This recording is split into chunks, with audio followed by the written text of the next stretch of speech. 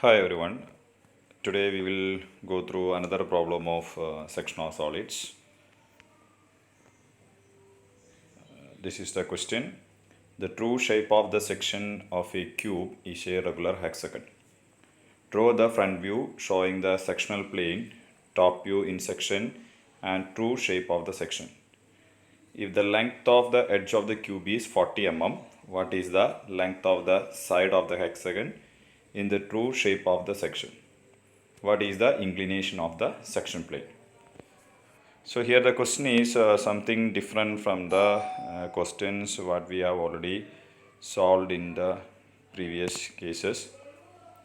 Here the true shape of the section is given and it is a regular hexagon, and you are asked to draw the sectional plane, top view of the section and true shape of the section. So let's see how this problem to solve. So this is the solution. Step 1. First you have to draw the symbol position. So here it is mentioned that the true shape of the section is a regular hexagon. So that is the condition which is mandatory. So in order to get that particular shape, we have to place the cube as shown in figure.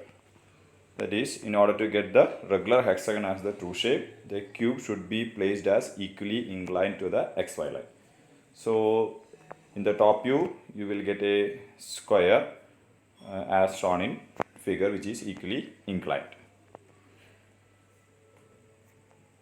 Now in this next step, step 2, this is the front view. You can see the front view.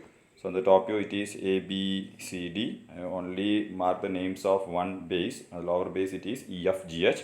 So in the front view you will have A dash, B dash, D dash, C dash, D dash, and E dash, F dash, G dash, H dash, and the axis, obviously axis O and P, O dash, P dash. Okay. Now in the step 3. Now here the section plane is not defined in the question. That the section plane is to be drawn. Here we have to use some logic. That means in order to get the true shape as a regular hexagon, the section plane should pass through the geometric center of the cube in the front view. That means in the front view you can see at a height 40, you can see the front view as shown in the figure. So you take a distance of 20 mm from the top or from the bottom, that means the midpoint. You pass the section plane through that midpoint. Also pass the section plane through the midpoint of H dash, G dash, and also like A dash, B dash. So I will make it clear. When you draw the section plane, you pass the section plane through the midpoint, taking a distance of 20 mm from the top, also through the midpoint of H dash, G dash and A dash, B dash.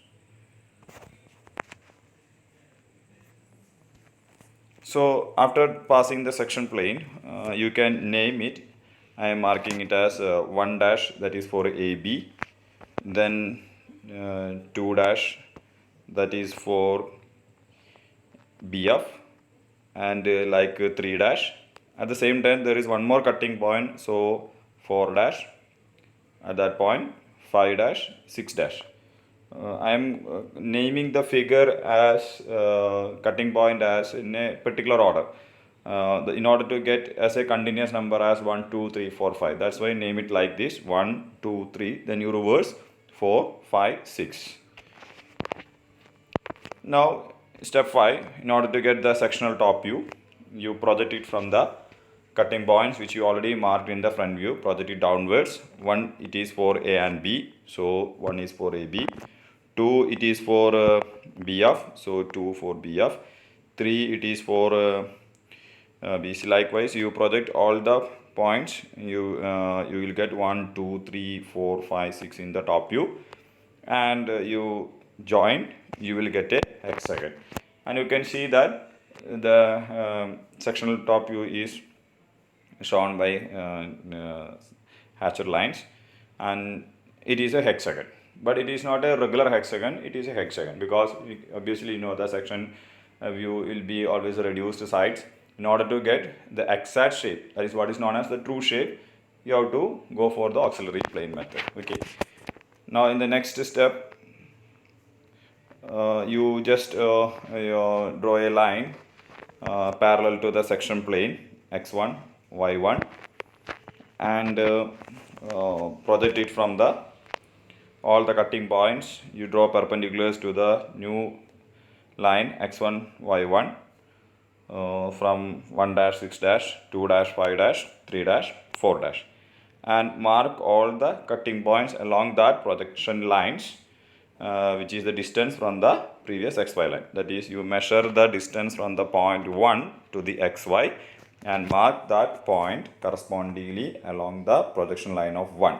Similarly 2, similarly 3, similarly 4, 5, 6. Now in the next step, you can join 1, 2, 3, 4, 5, 6. You will get a hexagon which is regular. Which is regular means all the sides are equal. So that is the condition which is given in the question.